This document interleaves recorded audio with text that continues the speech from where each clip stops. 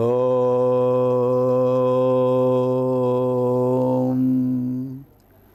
శ్రీ గురుభ్యో నమః. వక్రతుండ మహాకాయ కోటి సూర్య సమప్రభ నిర్విఘ్నం కురు మే దేవ సర్వకార్యేషు సర్వదా. శరదిందు వికాసమందహాసాం స్ఫురదిందీవరలోచనాభిరామాం అరవింద సమాన సుందరాస్యాం అరవిందాసన సుందరీముపాసే. అజ్ఞానతిమిరాంధస్య జ్ఞానాంజనశలాకయా చక్షురున్మీలితం యేన తస్మై శ్రీగురవే నమః. వ్యాసం వసిష్ఠనప్తారం శక్తేః పౌత్రమకల్మషం పరాశరాత్మజం వందే శుకతాతం తపోనిధిం. శృతిస్మృతిపురాణానాం ఆలయం కరుణాలయం నమామి భగవత్పాదం శంకరం లోకశంకరం. నారాయణం నమస్కృత్య నరం చైవ నరోత్తమం దేవీం సరస్వతీం వ్యాసం తతో జయముదీరయేత్. అష్టాదశ పురాణేషు వ్యాసస్య వచనద్వయం పరోపకారః పుణ్యాయ పాపాయ పరపీడనం. మద్వయం భద్వయం చైవ భ్రత్రయం వచతుష్టయం అనాపలింగకూస్కాని పురాణాని పృథక్ పృథక్.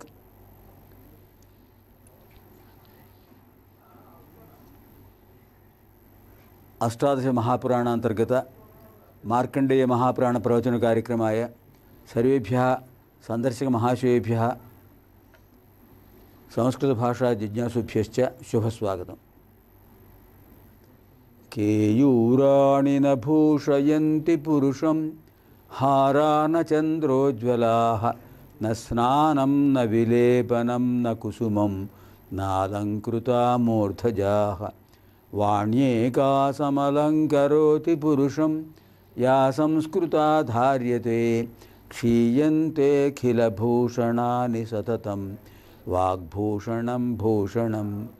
పఠామి సంస్కృతం నిత్యం వదామి సంస్కృతం సదా ధ్యాయామి సంస్కృతం సమ్యక్ వందే సంస్కృతమాతరం.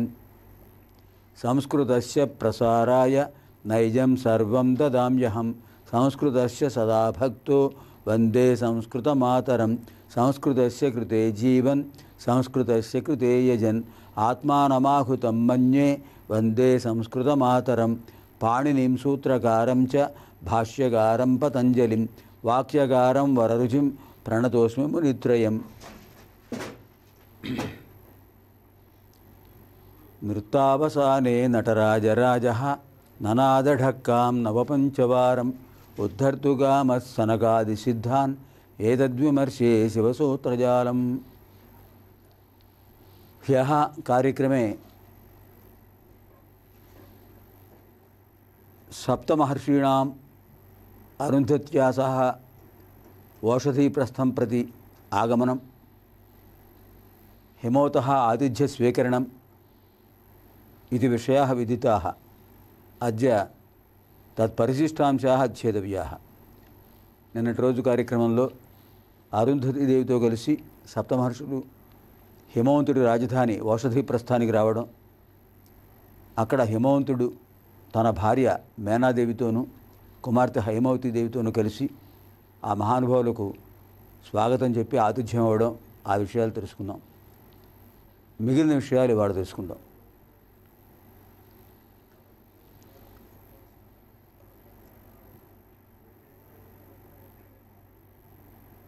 పంచమహాకావ్యాల్లో, సంస్కృత భాషలో పంచమహాకావ్యాల్లో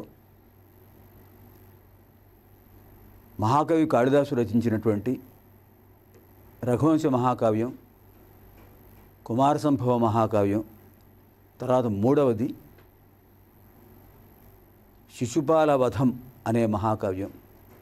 దాన్ని రచించిన వాడు మాఘుడు అనే ఒక గొప్ప కవి, మహాకవి అనే ఆయన మాఘ మహాకవి అంటారు. నాలుగవ కావ్యం కిరాతార్జునీయం. ఈ 3, 4 కావ్యాలు రెండు కూడా భారత కథాంశాలు, మహాభారత అంతర్గత విషయాలన్నవి. శిశుపాల వధంలో చేదిదేశిపురాజు అనేటువంటి శిశుపాలుణ్ణి శ్రీకృష్ణుడు ధర్మరాజు నిర్వహిస్తున్న రాజసూయ యాగ సందర్భంగా తనను నిందించినటువంటి వాడిని 100 తప్పులు పూర్తయ్యాయి కనుక సుదర్శన చక్రంతో తాంబూల కరండం అదే సుదర్శన చక్రంలా విడిపోయి వాడి శిరస్సు ఛేదించింది. ఆ శిశుపాల వధ ఇతివృత్తంగా మహాకావ్యం రాశాడు మాఘ మహాకవి. 4వ మహాకావ్యం భారవి అనే మహాకవి రచించినటువంటి కిరాతార్జునీయం. అర్జునుడు వనవాస సందర్భంలో పాశుపతాస్త్ర సంపాదన కోసం, పాశుపతాస్త్రాన్ని సాధించడం కోసం పరమేశ్వరుడి గురించి తపస్సు చేయడానికి వెళ్ళాడు. ఆ సమయంలో అర్జునుడి యొక్క గొప్పతనాన్ని పరీక్షించడం కోసం పరమేశ్వరుడు కిరాత రూపంలో వచ్చి అర్జునుడితో ద్వంద్వయుద్ధం చేస్తాడు. ఆ కిరాతార్జునుల యొక్క యుద్ధం ఇతివృత్తంగా కిరాతార్జునీయం అనేటువంటి మహాకావ్యం రాశాడు భారవి మహాకవి. అది 4వ మహాకావ్యం. 5వది నైషధ మహాకావ్యం. నిషధ దేశపురాజు నలుడు, నరమహారాజు, ఆయన భార్య దమయంతిదేవి కలిపురుషుడు ఆవహించడం వల్ల నలుడు చాలా కష్టాలు పడ్డాడు. చివరకు ధర్మం జయించింది. ఆ దమయంతి నరచక్రవర్తుల యొక్క కథ ఇతివృత్తంగా సాగింది నైషధ మహాకావ్యం. దాన్ని రచించిన మహానుభావుడు శ్రీహర్షో నిపుణ కవి పరిషద ప్యేష గుణగ్రాహిణి అన్నట్టుగా అలాంటి మహానుభావుడు. ఈ పంచమహాకావ్యాలు సంస్కృతంలో చాలా విశిష్టమైనవి. విశేషం ఏంటంటే మనకి హేలాపురిలో పవర్పేటలో ఉన్నటువంటి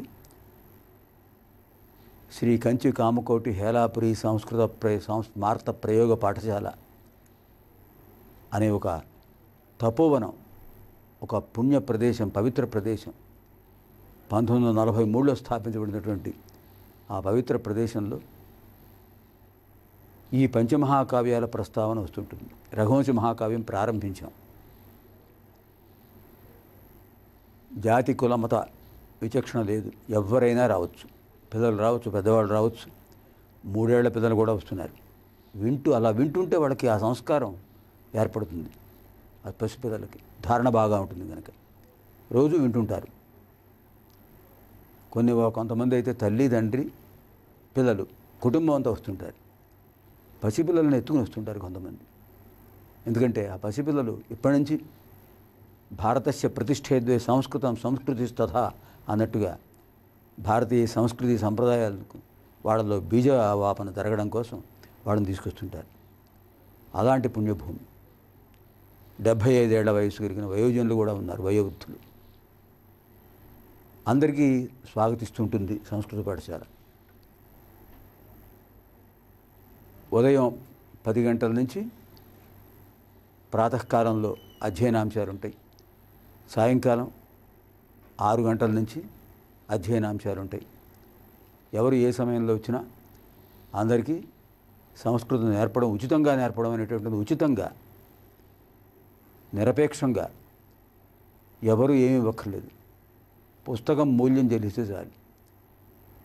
ఆ పుస్తకాలు కూడా చాలా తక్కువ, 15 రూపాయలు, 20 రూపాయలు, అలా చిన్న చిన్న పుస్తకాలు. సంస్కృతం ఎవరి అంతటా వారి స్వయంగా నేర్చుకోవడానికి ఉపయోగించే పుస్తకాలు. భాగ్యనగరంలో సంస్కృత భాషా ప్రచార సమితి 1976లో స్థాపించారు. వారి ద్వారా సంస్కృత భాషా ప్రచారం సాగుతోంది. అప్పటి నుంచి ఆ సంస్థ తరఫున సంస్కృత భాషా ప్రచారకులుగా ఉంటూ ఈ కార్యక్రమాన్ని నిర్వహించడం జరుగుతుంది పాఠశాలలో. ఈ అవకాశాన్ని అందరూ సద్వినియోగం చేసుకోవాలనే ఉద్దేశంతో సంస్కృత భాషా జిజ్ఞాసులందరికీ కూడా వ్యాసపీఠ వేదిక ద్వారా మరోసారి విన్నవించడం జరుగుతుంది. ప్రతి ఆదివారం కూడా ప్రత్యేకంగా ఉదయం 10 గంటల నుంచి 11 గంటల వరకు కూడా పాణిని మహర్షి రాసినటువంటి వ్యాకరణ శాస్త్రం, అమరసింహుడు రచించినటువంటి అమరకోశం, ఈ 2 ప్రత్యేక కార్యక్రమాలు, అధ్యయన కార్యక్రమాలు. దీనికి సంస్కృత భాషా పండితులు కూడా వస్తున్నారు. అటువంటి విశేషమైన కార్యక్రమం జరుగుతుంది కనుక ఈ అవకాశాన్ని సద్వినియోగం చేసుకుంటే బాగుంటుంది. మానవ జన్మ లభించినందుకు దాన్ని సద్వినియోగం చేసుకుందాం. ఉన్న స్థితి నుంచి ఉన్నత స్థితి ఆధ్యాత్మిక ప్రస్థానంలో పొందడానికి ఇదొక సాధన. ఇప్పుడు కథాంశంలో ప్రవేశిద్దాం.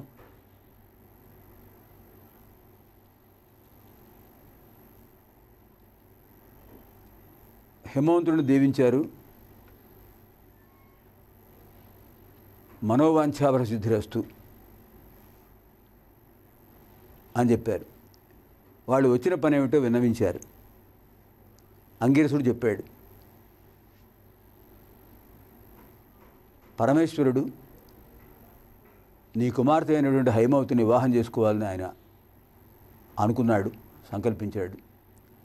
ఆ విషయం మీతో చెప్పమని, మీ అభిప్రాయం తెలుసుకుని రమ్మని మమ్మల్ని పంపించాడు. మేము శివదూతలుగా వచ్చాం, పరమేశ్వరుడు దూతలుగా వచ్చాం. ఆ భాగ్యం మాకు కలిగింది. పరమేశ్వరుడితో విజయం పొందే భాగ్యం నీకు కలిగింది అంటూ వాడు చెప్పిన శ్లోకం అద్భుతమైన శ్లోకం. ఒక భారతీయ వివాహ సంప్రదాయాన్ని ప్రతిబింబించే శ్లోకం ఇది. వాళ్ళు చెప్తారు అక్కడ, ఎప్పుడైనా ఒక వివాహం జరుగుతుందంటే దానికి వధువు తరఫున, అంటే వధువు యొక్క తల్లిదండ్రులతో, వధువు యొక్క బంధువులతో మాట్లాడడానికి పెద్దవాళ్ళు మధ్యవర్తులు రావడం, వాళ్ళు వరుడు యొక్క గుణగణాలు, వరుడు యొక్క విశేషాలు చెప్పటం, వీళ్ళు ఆ విషయం తెలుసుకుని సమ్మతించినట్లయితే తమ కుమార్తె యొక్క వివరాలు కూడా వీడు చెప్తారు. ఈ విషయాలను వాళ్ళు వెళ్ళి వరుడి యొక్క తల్లిదండ్రులకు లేదా వరుడి బంధువులకు చెప్తారు. అప్పుడు ఉభయులకు అది సమరసత్వం కలిగించినట్లయితే, అందరికీ ఆమోదయోగ్యం అయితే ఒక నిశ్చయానికి వస్తారు. ఆ నిశ్చయానికి వచ్చిన తర్వాత ఒక శుభముహూర్తంలో వధువు యొక్క తల్లిదండ్రులు, వరుడు యొక్క బంధువులు అందరూ ఒకచోట చేరి నిశ్చయదాంబూలం ప్రకటిస్తారు. అలాంటి కార్యక్రమం ఇక్కడ ఓషధి ప్రస్థంలో జరగబోతోంది. ఏమన్నారు వాళ్ళు? అంగిరసుడు, ఉమావధూర్భవాన్ దాత యాచితారై మే వయం వరశంభురలం శేషః త్వత్కులోద్భూత ఏ విధి అని చెప్పాడు. ఎంత బాగా వర్ణించాడండి కాళిదాస మహాకవి. అసలు ఆయన ప్రారంభం చేయడమే విశేషంగా ప్రారంభించాడు. రఘువంశ మహాకవి ఎంత మంచి శ్లోకంతో ప్రారంభించాడు ఆయన. తను రాయబోయే ఒక మహాకావ్యానికి ఒక్కొక్క సర్గలో 90 నుంచి 100 వరకు, 110 వరకు ఉంటుంటాయి శ్లోకాలు. అలాంటి 19 సర్గల మహాకావ్యం.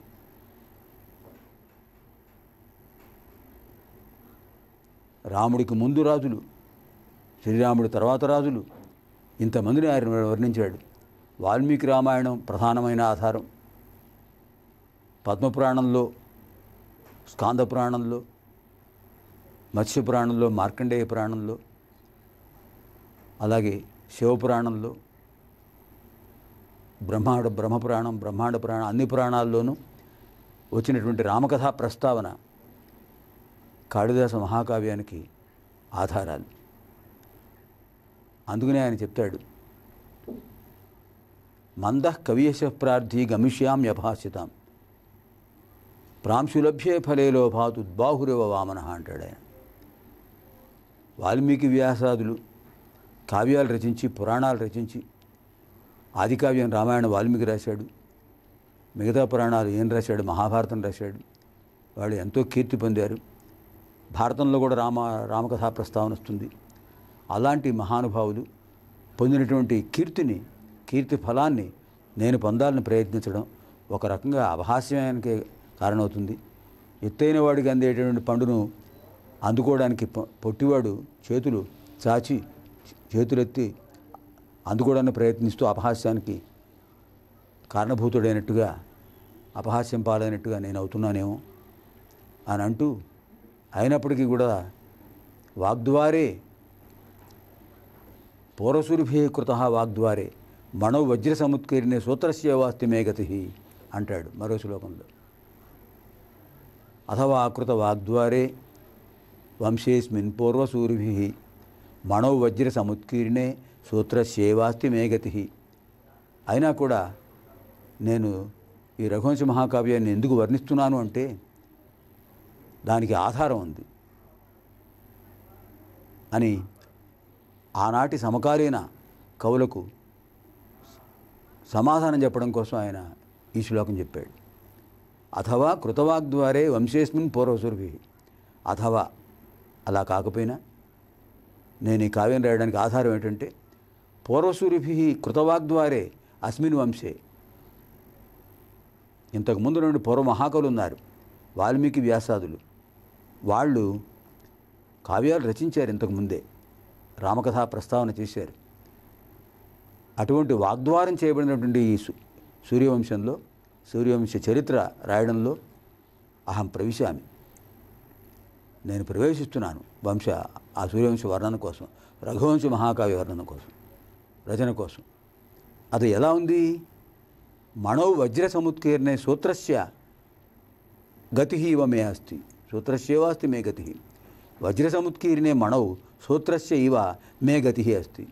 వజ్రంతో రంధ్రం చేయబడినటువంటి మండుల్లో దారానికి ఏ విధంగా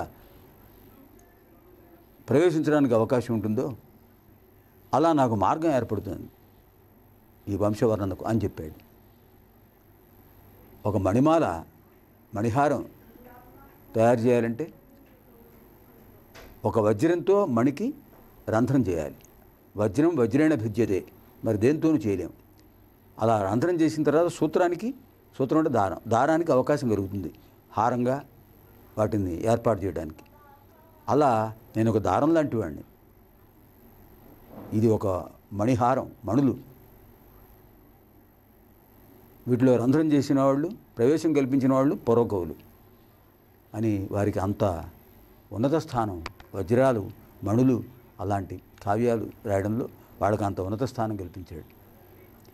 అసలు కావ్య ప్రారంభంలోనే చెప్తాడు ఆయన, వాగర్థావివ సంపృక్తౌ వాగర్థ ప్రతిపత్తయే జగతః పితరౌ వందే పార్వతీ పరమేశ్వరౌ పార్వతీప రమేశ్వరౌ అని అద్వైత సిద్ధిని ప్రకటించాడు ఆయన. వాక్ అర్థౌ ఇవ, శబ్దార్థముల వలె సంపృక్తో కలిసి ఉన్నట్టి, జగతః పితరౌ, జగత్తుకు తల్లిదండ్రులైనట్టి. పితరవు అంటే మాతాచ పితాచ పితరవు అని చెప్పాలి. అంతేగాని శబ్దంలో ప్రధాన వ్యక్తి ద్యోచన కనుక ఇద్దరు తండ్రులు అని చెప్పకూడదు. సంస్కృత వ్యాకరణ సంప్రదాయం తెలియని వాళ్ళు చెప్పే పద్ధతి అది. పితరవు అంటే మాతాచ పితాచ పితరవు, తల్లియు తండ్రియు కలిపి పితరులు అంటారు. జగతః పితరవు, జగత్తుకు తల్లిదండ్రులు. అటువంటి పార్వతీ పరమేశ్వరుని గురించి వాగర్థ ప్రతిపత్తయే, నేను రాయబోయే రఘువంశ మహాకావ్యంలో, ఇలాంటి మహాకావ్యాలు రాయడంలో అర్థవంతములైన పదాలు సిద్ధించడం కోసం అహం వందే, నేను నమస్కరిస్తున్నాను అని చెప్పాడు. పార్వతీ పరమేశ్వరవు అన్న చోట ఆయన పార్వతీప రమేశ్వరవు అని కూడా వ్యాఖ్యానం చేయడానికి అవకాశంగా పదాన్ని ప్రయోగించాడు. పార్వతీపతి రమేశ్వరో రమాయా ఈశ్వర, లక్ష్మీనారాయణులు, పార్వతీ పరమేశ్వరులు లక్ష్మీనారాయణులు అని రెండు అర్థాలు వచ్చేటట్టుగా రచించాడు మహానుభావుడు. అలాంటివాడు మహాకవి కాళిదాసు. ఆయన చెప్పాడు ఈ శ్లోకం, ఉమావధూర్ భవాన్ దాత, ఉమాదేవి వధువు, నీ కుమార్తె హైమవతి వధువు కాబోతోంది. భవాన్ దాత, నువ్వు కన్యాదాతవయ్యా, ఎంత అదృష్టం పట్టింది. పరమేశ్వరుడికి నీ కుమార్తెనిచ్చి వివాహం చేయబోతున్నావు, నువ్వు కన్యాదాతవు. యాచితారయమే వయం, మేమెవరో అనుకుంటున్నావు? అడగడానికి వచ్చిన వాళ్ళం. పరమేశ్వరుడి తరఫున, పరమేశ్వరుడి బంధువులుగా మేము వచ్చాము నిన్ను అడగడం కోసం వివాహ విషయంలో. యాచితారయమే వయం. ఇంకా వరహ శంభు, వరుడెవరు? సాక్షాత్తు ముక్కంటి త్రినేత్రుడు. చితాభస్మాలేపో గరణమశనం దిక్పటధరో, జటాధారి కంఠే భుజగపతిహారి పశుపతి. కపాలీ భూతేశ, అలాంటి వాడు మహానుభావుడు ఆయన. భజతి జగదీశైక పదవీం, కపాలీ భూతేశో భజతి జగదీశైక పదవీం భవాని త్వత్పాణిగ్రహణ ఫలితమిదం అంటూ చెప్తాడు ఆయన శంకరాచార్య వారు దేవి అపరాధ క్షమాపణ స్తోత్రంలో. భవాని త్వత్పాణి గ్రహణ పరిపాటి ఫలమిదం అంటాడు ఆయన. చితాభస్మాలేపో గరళమశనం దిక్పటధరో జటాధారీ కంఠే భుజగపతిహారీ పశుపతి కపాలీ భూతేశో భజతి జగదీశైక పదవీం భవాని త్వత్పాణిగ్రహణ పరిపాటి ఫలమిదం. అమ్మా భవానీ, నీకు భర్త అవడం వల్లనే ఆయనకు ఇంత గొప్ప ఐశ్వర్యం వచ్చింది అని చెప్తాడు ఆ శ్లోకంలో శంకర భగవత్పాదులు వారు. అలాంటి వరుడు సామాన్యుడా శంభుడు. ఏష త్వత్కులోద్భూతయ విధి, ఇది నీ వంశాభివృద్ధికి నీ గోత్రాభివృద్ధికి శుభకరమైన అంశం అని చెప్తారు సప్త మహర్షుల తరఫున అంగిరసుడు చెప్తాడు. ఏతే విషయాः ఆగామి కార్యక్రమే అధ్యేతవ్యాः. పునర్మిలామः శ్వः. ఓం అపుత్రాः పుత్రిణः సంతు పౌత్రిణः అధనాः సధనాः సంతు జీవంతు శరదాం శతం. సర్వేత్ర సుఖినః సంతు సర్వే సంతు నిరామయాః సర్వే భద్రాణి పశ్యంతు మా కశ్చిత్ దుఃఖభాగ్ భవేత్. ఓం పూర్ణమదః పూర్ణమిదం పూర్ణాత్ పూర్ణముదచ్యతే పూర్ణస్య పూర్ణమాదాయ పూర్ణమేవావశిష్యతే. సహనా భవతు సహనౌ భునక్తు సహ వీర్యం కరవావహై తేజస్వినావధీతమస్తు మా విద్విషావహై. అసతో మా సద్గమయ తమసో మా జ్యోతిర్గమయ మృత్యోర్మా అమృతం గమయ. ఓం శాంతి శాంతి శాంతి. దివ్యాం భవ్యాం సుబోధాం చ శుద్ధాం అర్థప్రదాయినీం జననీం బహుభాషాణాం వందే గీర్వాణ భారతీం. స్వస్తి.